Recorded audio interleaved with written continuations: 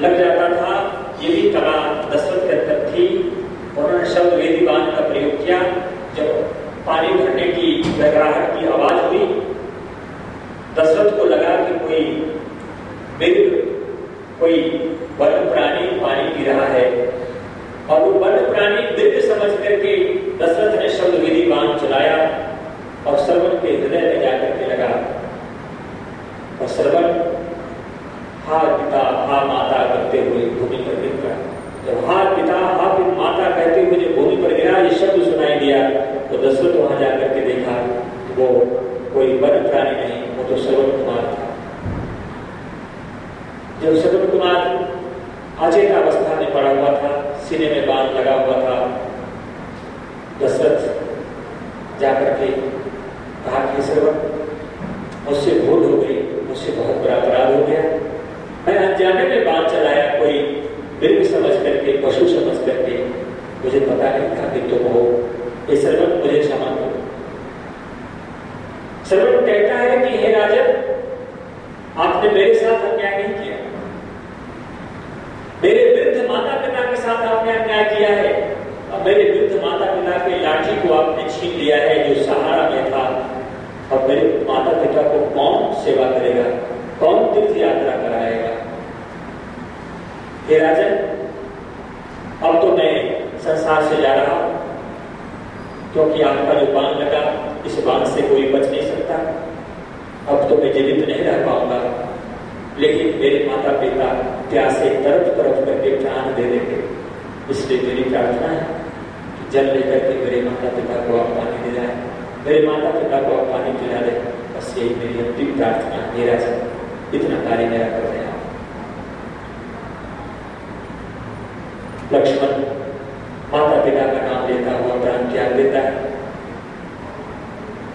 युवा दशरथ, ऐसा कहानी कहता है, वो पानी मटके में भरा और श्रवण कुमार के माता पिता के पास वो पानी ले जाता है।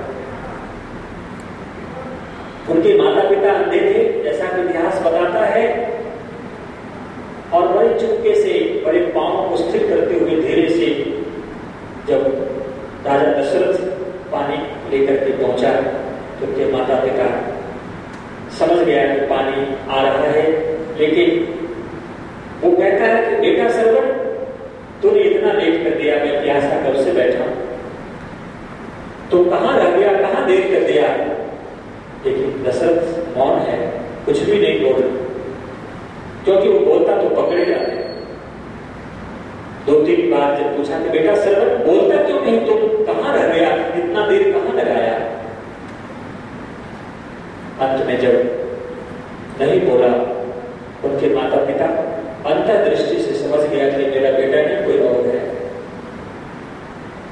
श्रवण के माता पिता कहते हैं कि तुम कौन हो, तुम कौन पानी लेकर के मेरे पास आए हो, मेरा बेटा श्रवण कहां है, और तुम बोलते क्यों नहीं?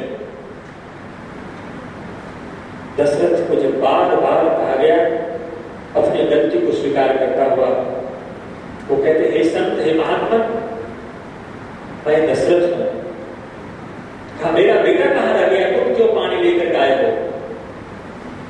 बड़े विनम्र भाव से, शांत स्वर से, डरे हुए शब्दों में दशरथ कहते हैं कि हे महात्मा, मुझसे भूल हुई, शब्द वेदी बाण के कारण आपके पुत्र मेरे हाथ से इस संसार में नहीं रहे। मैंने जानवर समझ के बाण चलाया, लेकिन वो आपका बेटा श्रवण था, उसके हृदय में बाण लग गया, अब वो संसार में नहीं रहा। मैं उनके स्थान पर पानी लेकर आपके पास आया। इतना कहना, उनकी माता पिता रोते हुए कहते हैं कि दशरथ, तूने मेरे साथ इतना बड़ा अन्याय किया, मेरे अंधों की लाठी को तूने छीन लिया, तेरे हृदय पर इतना भी समझ में नहीं आया कि वो पशु है या मनुष्य है, तुम्हें देख करके बाण चलाना चाहिए। दशरथ, जिस प्रकार से